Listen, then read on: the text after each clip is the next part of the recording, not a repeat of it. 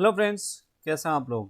Friends, आज इस video में बात करने वाले हैं आपसे ऑरबिंदो फार्मा लिमिटेड के बारे में। देखिए, ऑरबिंदो फार्मा की बात करें तो ये एक ऐसा स्टॉक है जिसने 5 साल के टाइम पीरियड पर काफ़ी ज़्यादा अंडर परफॉर्म हमें करता हुआ ये स्टॉक दिखाई दिया है, क्योंकि 5 साल के टाइम पीरियड पर भी स्टॉक में 25% के आसपास के नेगेटिव रिटर्न्स हमें दिखाई देते हैं। देखिए, ऑरबिंदो फार्मा की बात करें तो मान के चला जाता है कि ये कंपनी काफ़ी बढ़िया कंपनी है, फार्मास्यूटिकल सेक्टर की एक काफ़ी जानदार कंपनी है। लेकिन जब बात आती है रिटर्न्स के मामले में, तो रिटर्न्स कंपनी के कोई खास हमें दिखाई नहीं दे रहे। 5 साल में भी 26% 25% के नेगेटिव रिटर्न्स स्टॉक निकाल कर देता हुआ दिखाई दे रहा है। एक साल के टाइम पीरियड पर देखेंगे तो एक साल के टाइम पीरियड पर भी 16% के नेगेटिव रिटर्न्स हमें यहाँ पर दिखाई दे रहे हैं। 6 मंथ के टाइम पीरियड पर 10% के नेगेटिव रिटर्न्स हमें स्टॉक में दिखाई दे रहे हैं। वहीं बात करें अगर एक साल के टाइम 1 मंथ के टाइम पीरियड की, तो 1 मंथ में मार्जिनली 3% के आसपास हमें पॉजिटिव दिखाई दे रहा है। तो हर टाइम पीरियड पर हम यहाँ पर देख रहे हैं 6 मंथ, 1 ईयर, 5 ईयर, यहाँ पर स्टॉक में कहीं ना कहीं गिरावट होती दिखाई दे रही है। तो आज बात करते हैं कि क्या ऑरबिंदो फार्मा में एक बड़ा मौका बन रहा है इन्वेस्टमेंट करने का, या अभी भी आपको इससे दूरी बनाकर चलनी है। अब सबसे पहले तो बात कर लेते हैं कि आखिर रीज़न क्या है कि पिछले 4-5 साल से कंपनी में कोई खास रिटर्न्स देखने को नहीं मिले हैं। देखिए, अभी 7-8 महीने पहले एक न्यूज़ ये आई थी कि यूएसए में जो जितनी भी इंडिया की फार्मास्यूटिकल कंपनियां हैं, उनके मार्जिन्स वहाँ पर कहीं ना कहीं इम्पेक्ट होते हुए दिखाई देंगे, क्योंकि कुछ ऐसे डिसीजन वहाँ की गवर्नमेंट की तरफ से लिए गए थे, जिसकी वजह से जितनी भी फार्मास्यूटिकल कंपनी है जो इंडिया की कंपनी है और यूएसए में काम करती हैं, उनके प्रॉफिट कहीं ना कहीं इम्पेक्ट होते हुए दिखाई देंगे। और इंडिया की बहुत सारी ऐसी कंपनी हैं जिनका एक बड़ा हिस्सा मार्जिन का या आप बोलें कि सेल्स का एक बड़ा हिस्सा यूएसए मार्केट से आता है। तो वही एक कंपनी ऑरबिंदो फार्मा भी है, और इसका भी एक बहुत बड़ा हिस्सा रेवेन्यू का यूएसए मार्केट से आता है। और वहाँ पर अगर मार्जिन्स इम्पेक्ट होते दिखाई देंगे तो कंपनी का ओवरऑल प्रॉफिट हमें हिट होता हुआ दिखाई देगा। इसी के चलते हम यहाँ पर देख रहे हैं कि पिछले एक साल में भी नेगेटिव रिटर्न्स हैं, और अब 5 साल के रिटर्न्स भी इसके नेगेटिव हमें यहाँ पर दिखाई देते हैं। चलिए इसको एक बार रिपोर्ट के थ्रू समझने की कोशिश करते हैं कि आखिर क्या इम्पैक्ट हमें स्टॉक के फाइनेंशियल नंबर्स पर उसका दिखाई दे रहा है।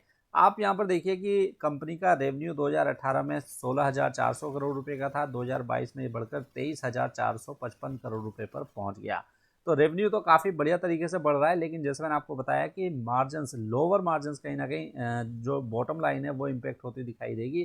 तो उसका असर आप यहाँ पर भी देख सकते हैं। 2021 में 5,390 करोड़ रुपए के आसपास का प्रॉफिट कंपनी ने पोस्ट किया था। 2022 में ये प्रॉफिट घटकर यहाँ पर देखिए लगभग 50% प्रॉफिट घटकर 2678 करोड़ रुपए पर आता हुआ दिखाई दे रहा है। तो प्रॉफिट में काफ़ी बड़ी गिरावट यहाँ पर हो रही है। रिटर्न ऑन इक्विटी आप यहाँ पर देखिए कि रिटर्न ऑन इक्विटी भी 24% से घटकर अब यहाँ पर 10% के आसपास आ चुका है। डेट की बात करेंगे तो डेट कंपनी के ऊपर कोई खास नहीं है, 0.1 हमें डेट इक्विटी रेशियो कंपनी में दिखाई देती है। अब यही चीज़ देखिए, आप अगर क्वार्टरली नंबर्स देखेंगे और जून जो रिसेंटली नंबर कंपनी ने पोस्ट किए हैं, उसमें भी आपको यही चीज़ दिखाई देगी कि कंपनी का रेवेन्यू तो काफ़ी बढ़िया तरीके से यहाँ पर बढ़ रहा है, लेकिन प्रॉफिट कहीं ना कहीं इम्पेक्ट होता हुआ दिखाई दे रहा है। जून 2021 में देखिए कंपनी का जो रेवेन्यू था 5,700 करोड़ रुपए का था, जून 2022 में बढ़कर 6,235 करोड़ रुपए पर पहुंच गया। लेकिन अगेन प्रॉफिट में अगर आप देखेंगे तो वहाँ पर काफ़ी बड़ी गिरावट हो रही है, क्योंकि जून 2021 में 778 करोड़ रुपए का प्रॉफिट था, जो घटकर यहाँ पर देखिए 524 करोड़ रुपए रहता हुआ दिखाई दे रहा है। तो जो चीज़ मैंने आपको बताई थी कि यूएसए में कंपनी के प्रॉफिट मार्जिन इम्पेक्ट हो रहे हैं, इसका असर हमें कंपनी के अब फाइनेंशियल नंबर्स पर भी देखने को मिल रहा है। हर क्वार्टर में आप यहाँ पर देख रहे हैं कि कंपनी के प्रॉफिटेबिलिटी हमें कम यहाँ पर होती हुई दिखाई दे रही है। आप यहाँ पर देखिए कि 778 करोड़ रुपए का प्रॉफिट था, ये घटकर 707 करोड़ रुपए हुआ। अगले क्वार्टर में ये 611 करोड़ रुपए रहा, अगले क्वार्टर में 580 करोड़ रुपए रहा, और फिर नेक्स्ट क्वार्टर में ये घटकर 524 करोड़ रुपए हो गया। तो हर क्वार्टर में आप यहाँ पर देखिए कि कंपनी का प्रॉफिट घटता हुआ दिखाई दे रहा है। तो चलिए बात कर लेते हैं कि क्या ऑरबिंदो फार्मा में इन्वेस्टमेंट की जा सकती है। उसके लिए अगर आप यहाँ पर देखिए चार्ट को भी देखेंगे, तो चार्ट के ऊपर जब आप आते हैं तो आप ट्रेडिंग के हिसाब से इसमें इन्वेस्टमेंट करने की कोशिश करते हैं, मतलब ट्रेडिंग करने की कोशिश करते हैं।